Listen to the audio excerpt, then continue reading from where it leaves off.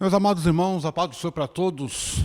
Bom dia, esse domingo maravilhoso que o Senhor nos dá para nós termos mais uma aula de escola dominical dentro do mesmo projeto, o plano divino para Israel em meio à infidelidade da nação. Hoje, com a lição de número 7, o ministério de Eliseu. Vamos orar. Senhor, Deus e Pai, queremos pedir a Tua bênção sobre nós, sobre a nossa família, sobre nossos filhos, sobre nossos irmãos. Que o Senhor abençoe essa aula que daremos a partir desse momento. Que vidas sejam tocadas, que almas sejam transformadas, que corações sejam aquecidos através da ministração da Tua aula, na palavra de Deus.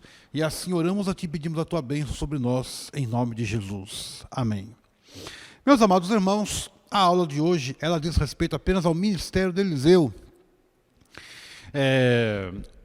Alguns dias atrás vocês tiveram a aula quando Elias passa, a transferência do ministério para Eliseu, e hoje nós vamos falar apenas sobre o ministério de Eliseu.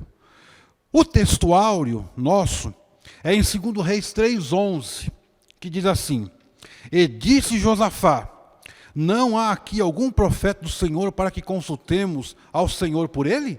Então respondeu um dos servos do rei de Israel e disse: Aqui está Eliseu, filho de Safate, que deita água sobre as mãos de Elias. Esse é o textuário. Eu tenho uma leitura diária para propor a vocês. O pessoal vai pôr aí na tela para vocês. É uma leitura que diz respeito a esse assunto, que você pode fazer durante a semana, tá bom? Deuteronômio 28, 8, 9, na segunda-feira, aquele que obedece a Deus será abençoado e desfrutará da provisão divina. Na terça-feira, João 21, 5, Jesus operou muitos milagres na vida daqueles que criam nele. Na quarta-feira, Atos 19, 11 e 12. Assim como Deus fez milagres através de Eliseu, também faz no tempo da graça. Quinta-feira, Salmo 77, 11 e 12. O salmista nos aconselha a meditar sobre os prodígios e maravilhas que Deus faz. Sexta-feira, Filipenses 4:19, isso aqui é muito conhecido, Deus supre as necessidades dos seus filhos. E o último, Mateus 6, do 26 ao 33, 26 e 33. Deus deseja prover aos seus filhos mais alimentos. A leitura dessa lição se encontra em 2 Reis 3, do 5, versículos 5, 9, 11, 14, 18, depois do capítulo 4, do versículo 1 ao 7 e do 38 ao 41. O pessoal da técnica vai colocar no monitor aqui, na tela, na sua tela. Nós vamos dividir a tela no meio, então eu vou dividir com a leitura aqui que eles vão colocar para você aí na tela, que é a leitura que a gente vai usar, tá bom? Você fica à vontade, se você quer usar a sua Bíblia ou você quer usar o texto aqui que está na tela agora. Então, é o primeiro Reis, é 2 Reis, tá? 2 Reis, leitura de 2 Reis. Versículo 1. E uma mulher das mulheres dos filhos dos profetas clamou a Eliseu, dizendo: Meu marido, teu servo, morreu, e tu sabes que o teu servo temia ao Senhor, e veio o credor a levar-me os meus 2 filhos para serem servos. E Eliseu disse: O que te hei de fazer? Declara-me o que tens em casa. E ela disse: Tua serva não tem nada em casa, senão uma botija de azeite. Então disse ela: Vai, pede para ti vasos emprestados a todos os teus vizinhos, vasos vazios e não poucos. Então entra e fecha a tua porta sobre ti, sobre teus filhos, deita o azeite em todos aqueles vasos e põe à parte o que estiver cheio. Partiu, pois, dele, fechou a porta sobre si, sobre seus filhos, e eles lhe traziam os vasos e ela os enchia. Versículo 6. E sucedeu que cheios que foram os vasos, disse a seu filho: Traze-me ainda um vaso. Porém ele lhe disse: Não há mais nenhum vaso. Então o azeite parou. Versículo 7. Então veio ela e fez saber ao homem de Deus, e disse ele: Vai, vende o azeite, paga a tua dívida, e tu e os teus filhos vivei do resto. Versículo 38. E voltando Eliseu a Gilgal, havia fome naquela terra, e os filhos dos profetas estavam assentados na sua presença, e disse ao seu moço: Põe a panela grande ao lume, e faz um caldo de ervas para os filhos dos profetas. Versículo 39. Então saiu um ao campo, a apanhar ervas, e achou uma parra brava, e colheu dela sua capa cheia de colonticídeas. E veio e cortou a panela do caldo, porque não as conhecia. Assim tiraram a comer todos, assim tiraram de comer para os homens. Sucedeu que, comendo eles daquele caldo, clamaram e disseram: homem de Deus, há morte na panela. Não puderam comer. Versículo 41, porém ele lhe disse: trazei, pois, farinha. E deitou-a na panela e disse: tirai de comer para o povo. Então não havia mal nenhum na panela. Eu só queria ler um texto aqui que eu estava me esquecendo de ler. É justamente no capítulo 3 de 2 Reis, tá? O pessoal da tela, e o pessoal da técnica vai corrigir isso para você. O capítulo 3 de 2 Reis diz assim: sucedeu, porém, que morrendo Acabe, se revoltou o rei dos Moabitas contra o rei de Israel. E partiu o rei de Israel e o rei de Judá e o rei de Edom, e andaram rodeando com uma marcha de 7 dias, e o exército de gado que o seguia não tinham água. Então disse o rei de Israel: que o Senhor chamou esses 3 reis para os entregar nas mãos dos Moabitas. E disse Josafá: não há aqui nenhum profeta do Senhor para que consultemos ao Senhor por ele? Então respondeu um dos seus servos ao rei de Israel e disse: aqui está Eliseu, filho de Safate, que deitava a água sobre as mãos de Elias. E disse Eliseu: vive o Senhor dos exércitos em cuja presença estou, que se eu não respeitasse a presença de Josafá, rei de Judá, não olharia para ti nem te veria. Ora, pois, agora trazei-me um tangedor. E sucedeu que, tangendo o tangedor, veio sobre ele a mão do Senhor e disse: assim diz o Senhor, fazei nesse vale muitas covas. Versículo 17. Porém, porque assim diz o Senhor, não vereis vento e nem vereis chuva, todavia este vale se encherá de tanta água que bebereis vós e o vosso gado e vossos animais. E ainda isso é pouco aos olhos do Senhor.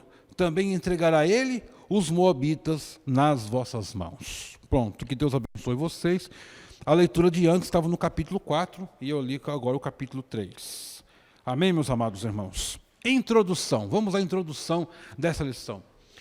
Essa leitura ficou um pouco longa, irmãos, porque na verdade ele está citando três fatos. São 3 fatos no ministério de Eliseu, os fatos mais importantes, que é essa que nós vamos estudar nessa manhã. Introdução. O ministério de Eliseu foi marcado por acontecimentos extraordinários. Nessa lição, estudaremos sobre 3 deles. O milagre das águas que alagaram um vale, sem que houvesse chuva, a multiplicação do azeite da viúva e a aniquilação da morte presente na panela de ensopado servido por um dos servos do profeta. Nos 3 eventos estão evidentes a fé, a obediência e a poderosa unção de Deus sobre o profeta Eliseu. Essa é a introdução. Então vamos ao item 1, que fala sobre Eliseu salva 3 reis e seus exércitos, que é justamente o capítulo 3 de 2 Reis. Tá? Você pode manter sua Bíblia aberta, que eu ainda posso citar algum versículo aqui, e você está com o texto com você aí. Reis bons e reis maus, item 1.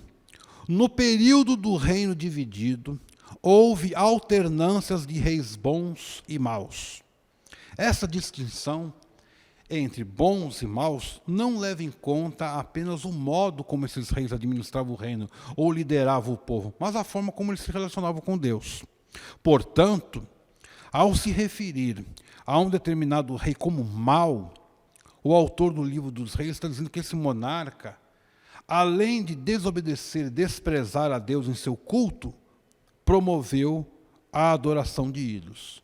Foi muito bom o autor aqui da revista pontuar isso, porque toda vez que você pegar e você lê lá no texto, e o fulano tal, e o rei fez o que era mal aos olhos do Senhor, geralmente vem esse texto, ele vem completo assim, fez mal o que era aos olhos do Senhor. O que era basicamente, o que era fazer mal aos olhos do Senhor? É levar o povo à adoração de ídolos, levar o povo a pecar contra o Senhor.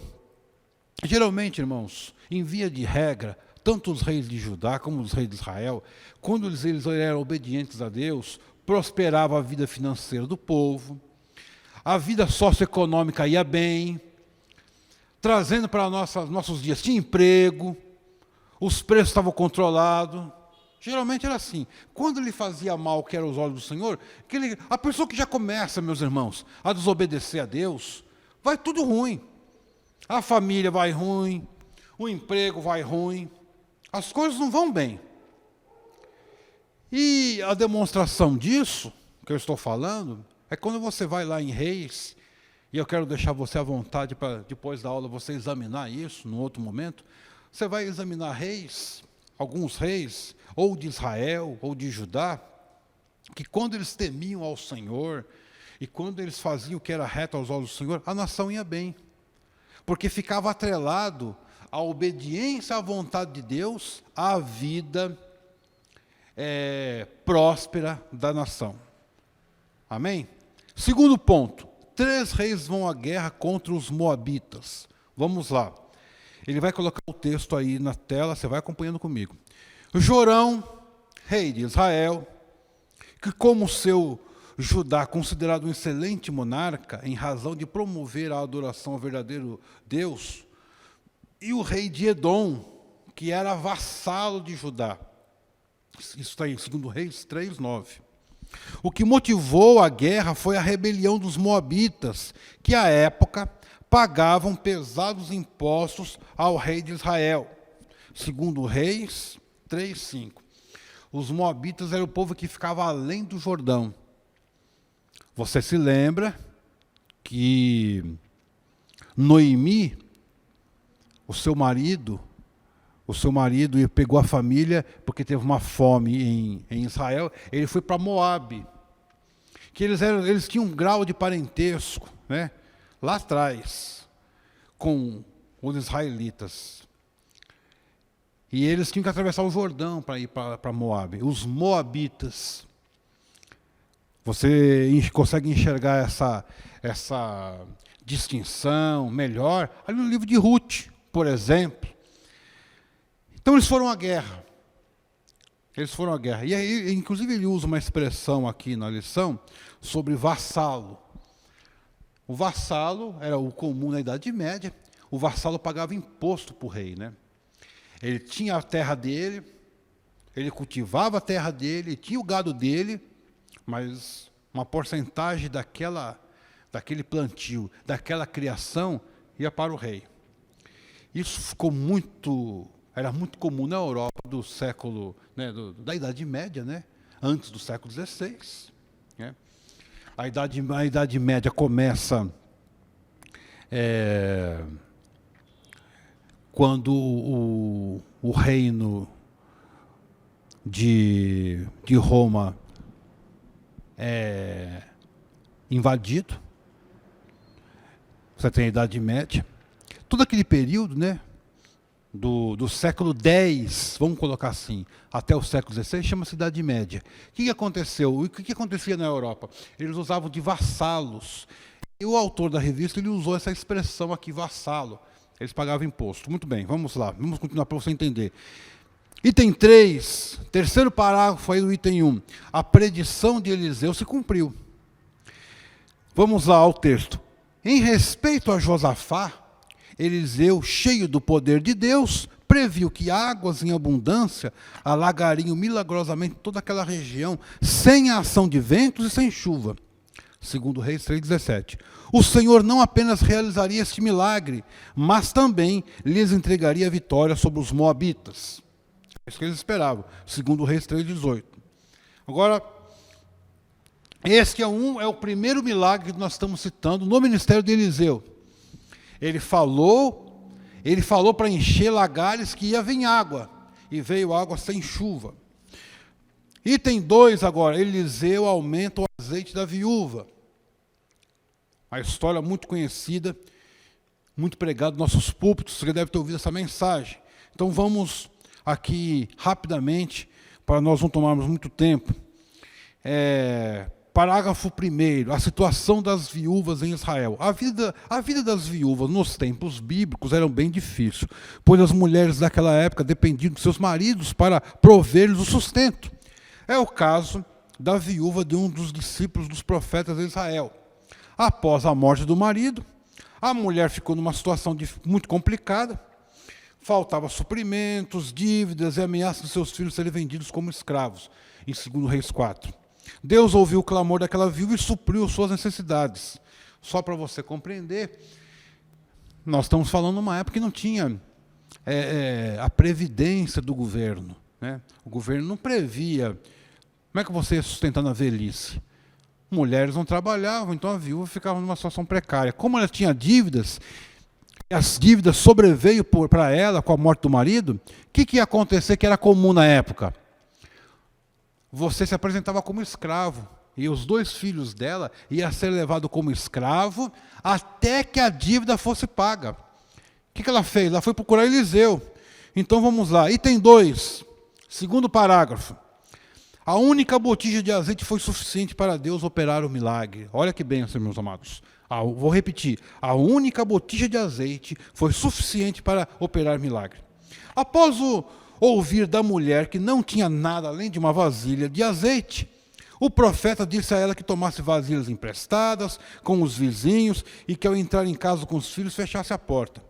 A ordem era derramar em cada vasilha disponível o pouco de azeite que possuía e pô-las em parte à medida que ficassem cheias. E foi justamente o que ela fez. Quando acabaram as vasilhas, o azeite cessou. O azeite não acabou, o azeite parou. Ela vendeu o azeite, pagou a dívida e ainda pôde manter o sustento da família com o que sobrou. Se você se lembra, quando ela vai reclamar para Eliseu, ou pedir ajuda para Eliseu, Eliseu, no primeiro momento, falou assim, mas o que eu posso fazer por você? Porque ela falou assim, o meu marido era teu servo. O que eu posso fazer por você? O que você tem em casa? Não tem nada senão um pouco de azeite e uma botija. E aqui, meus amados, eu quero destacar um princípio bíblico que ele tem em outros textos bíblicos. É a sua parte.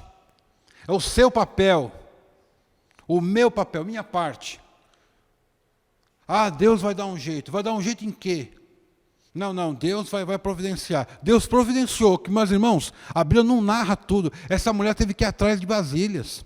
O profeta falou para assim, você arruma vasos. Ela não tinha quantidade. Se ela tinha dívidas a ponto de não poder pagar, e o profeta perguntou, ela responde, eu não tenho em casa senão uma botija. Ela teve que arrumar vasos emprestados. E aqui aprendemos são 2 importantes princípios aqui. Primeiro, ela tinha que ter bom relacionamento com as pessoas, senão ninguém ia emprestar. Primeiro. Segundo, a parte dela, a parte que coube a ela, é ir atrás, buscar as vasilhas e encher as vasilhas. Porque a multiplicação era com Deus. Quando a gente quer inverter essa ordem, ou então deixar tudo para Deus, irmãos, aquilo que é possível, Deus não faz. Pode a pessoa achar ruim comigo, pode a pessoa não gostar. Quer ver outra possibilidade? Quer ver outra? Muito fácil, a morte de Lázaro. Jesus só ressuscitou Lázaro depois que eles tiraram a pedra. Enquanto a pedra não saiu, e olha, irmãos, que o mesmo Jesus que parou a tempestade, poderia ter falado para a pedra sair. Então fica claro, meus irmãos, que aquilo que é possível ao homem fazer, é possível. Dá para você fazer, então você tem que ir atrás, você tem que levantar cedo, você tem que se mexer, você tem que procurar, porque aquela mulher, ela recebeu a orientação do profeta e ela teve que fazer o que o profeta falou. O que ela fez? Foi buscar vasos emprestados. Bate na casa de um, bate na casa de outro. Talvez ela ouviu um não aqui, um espera ali a colar, mas ela teve que arrumar vasos, porque na hora do milagre, aí era com Deus. Meus amados irmãos, na hora do milagre é com Deus. Faça a sua parte, que Deus vai honrar a sua fé. E em terceiro, então, fé, obediência e família unida. Acompanhe aí na tela. Nesse episódio da multiplicação do azeite, percebe-se que a fé, a obediência são os ingredientes necessários para que as bênçãos divinas sejam abundantes na vida de quem crê. Hebreus 11:6, parte A. Às vezes, o milagre que buscamos não acontece a partir de coisas extraordinárias. Basta trabalharmos com o que Deus já nos deu e exercer a fé em sua palavra. Ao pedir à mulher para fechar a porta, o profeta indicou que o milagre deveria acontecer na intimidade da família. Isso significa que Deus se agrada de uma família unida em torno de um ideal sagrado. Fechar a porta. Às vezes a gente fala demais. Para de falar da sua vida particular. Para de falar sobre o seu salário, quanto você pagou no carro, por quanto foi feita aquela compra de bens. Fica quieto, fecha a porta. Ela tinha que fazer aquela operação do azeite com a porta fechada, só ela e os filhos, irmãos. Nós aprendemos coisas aqui, presta atenção no que a Bíblia está te falando, nessa lição dessa manhã. Eu quero só passar um dado aqui para você, não tem, esse material não está disponível para você, está comigo. O azeite que foi multiplicado foi um milagre. Fluiu enquanto teve vasos vazios onde poderia colocá-lo. Jamais existe escassez em Deus ou nas riquezas da sua graça. Toda a nossa escassez está em nós mesmos. O que falha é a nossa fé e jamais a promessa do Senhor. Que bênção. E para nós caminharmos aqui para o terceiro e último item, a morte que havia na panela, que foi outro caso extremamente lindo no ministério de Eliseu. Item 1, a escola de profetas. Os filhos dos discípulos, dos profetas, estavam radicados em Betel, em Jericó e em Gilgal. Está lá em 2 Reis 2, 3, 5, 7, 15, por aí. Nessas escolas, os alunos eram encorajados a buscar uma melhor compreensão da palavra de Deus, desenvolviam um relacionamento com o Senhor e contribuírem na manutenção da resistência, na resistência contra a apostasia e idolatria, que imperava em Israel. Por isso, eles eram perseguidos por alguns reis. Segundo, a morte na panela. Foi na escola de profetas de Gilgal que Eliseu ordenou ao seu servo que fizesse um ensopado para alimentar os discípulos. Está lá no 38, 4:38. Provavelmente, pela falta de conhecimento sobre plantas, e diante da escassez de alimento, o rapaz pegou junto com os legumes uma espécie de pepino silvestre que continha veneno. Versículo 39 do capítulo 4. A comida foi servida aos homens, mas logo que provaram, gritaram: a morte na panela.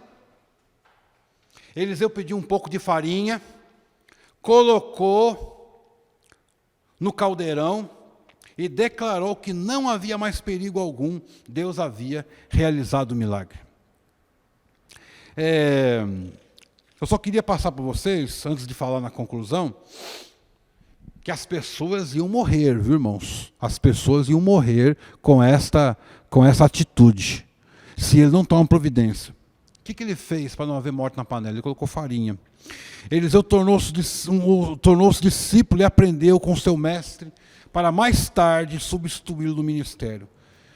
Em algum ponto, outros jovens profetas também se associaram a Elias e Eliseu, quando Elias foi levado para o céu. Eles já existiam como uma comunidade de número considerável, cuja base de ação era as cidades de Betel e Jericó. Não há dúvida que esses homens viviam em um regime de internato bem próximo ao sistema monástico.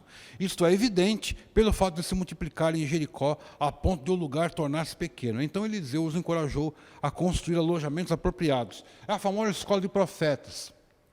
Não é muito explorado isso na Bíblia, mas se percebe que ali tinha uma escola para aperfeiçoamento da palavra de Deus. Só para retomar aqui, para a gente caminhar para o final. Se Eliseu não toma essa atitude, quando alguém avisa que o alimento estava com problema, irmãos, poderia ter até vidas serem ceifadas naquele momento. O que Eliseu faz então? Ele põe farinha, mexe, faz como se fosse uma papa, um angu, porque era uma sopa, para que aquilo fosse evitado. Foi um milagre, porque veja bem, a erva que foi colhida, ela era venenosa. A pessoa não fez por maldade, foi por falta de inexperiência. Muitas das vezes, nós obreiros agimos com inexperiência, mas um obreiro mais experiente nos avisa, e ele vai tomar uma atitude. É um homem experiente no campo do trabalho, certo? Às vezes fala uma palavra, ou com você, ou comigo, ou às vezes gente mais nova que eu tenho que falar, porque eu já passei por aquela situação. Às vezes está fazendo uma coisa que tem morte na panela, mas a pessoa vai ser poupada, porque existe às vezes entre nós um Eliseu que toma providência. Conclusão. Nos 3 milagres apresentados na lição, percebe-se que aconteceram milagres mediante alguma iniciativa ou trabalho humano. Isso significa que os milagres operados por Deus na vida dos seus servos acontecem em cooperação, em algum tipo de trabalho ou atitude humana. Deus tem compromissos com pessoas de fé, mas que também sejam operantes e diligentes. Trazendo para uma linguagem mais acessível, a pessoa tem que ser proativa, irmãos. A gente tem muita dificuldade no trabalho de Deus com pessoas que não são proativas. A pessoa tem que tomar iniciativa. Você percebeu que nos 3 milagres que Eliseu opera através do Senhor, ele faz isso tomando atitude? Tanto lá naquele que ele fala que vai haver chuva, vai haver água para alimentar o gado, ali nos 3 reis. No caso do azeite da viúva, já pensou, irmão, se ela não fosse proativa? Ela foi procurar, você pega azeite, você pega as panelas. Ela teve que ser proativa, tem que se virar, você tem que dar os seus pulos, tem que ir atrás. E se eles, lá quando havia morte na panela, quando avisaram, a pessoa deu grito, a morte na panela. E se eles ficassem, e se o profeta ficasse, não, come assim mesmo, viu? Tá bom, isso não vai acontecer nada não. Não, a pessoa tem que ter iniciativa, proatividade. Aí Deus vai honrar o milagre. É uma oportunidade para um milagre. Ali na morte da panela, nesse texto, houve uma oportunidade para realizar um milagre. Ele pegou e tomou providência. Não dá, meus amados, aqui fica uma lição muito grande nessa rápida passagem que a gente compartilhou com você na vida de Eliseu. Não dá para a gente simplesmente ficar olhando e falar assim, não, mas Deus vai dar um jeito. Deus já deu um jeito, irmãos. Deus já deu um jeito, Ele já chamou você é um servo de Deus. Ele quer usar você na obra. E quando eu falo na obra, não precisa ser especificamente na igreja. O reino de Deus está espalhado no mundo. A gente tem que ter proatividade. Isso pode acontecer na sua família, na sua empresa, na sua escola, na sua faculdade, no meio da sua parentela. Deus já deu a ordem, Deus já fez o chamado na sua vida. Agora, o milagre vai acontecer a partir do momento que eu fizer, eu trabalhar. Aí Deus vai honrar a nossa fé operando um milagre. Foi assim que a gente assistiu nessa aula, vendo essa situação de Eliseu. Porque ainda Israel vivia uma situação difícil. Ainda Israel vivia uma situação assim, de distanciamento de Deus, mas através do profeta Eliseu operava-se milagres para que o nome do Senhor fosse honrado, para que o nome do Senhor fosse lembrado, ou para que o nome do Senhor fosse adorado. Nós estamos vivendo uma situação muito semelhante. As pessoas estão esquecendo de Deus, estão duvidando da fé, ou estão fazendo chacota, sarcasmo com a fé. Então precisa de homens e mulheres, como eu, como você, que presta atenção no que está acontecendo, nos voltemos para Deus e nós vamos agir. E nós agindo em prol do reino de Deus, Deus vai nos abençoar com milagres acontecendo. Você tem que crer nessa palavra, você tem que confiar nisso. Amém? Que Deus abençoe você. Nossa aula termina por aqui. Eu quero agradecer a sua atenção, quero agradecer a sua generosa paciência para nos ouvir, e domingo que vem estaremos em mais uma lição ainda nesse tema, o plano divino para Israel em meio à infidelidade da nação. Amém? Que Deus abençoe você e até a próxima aula.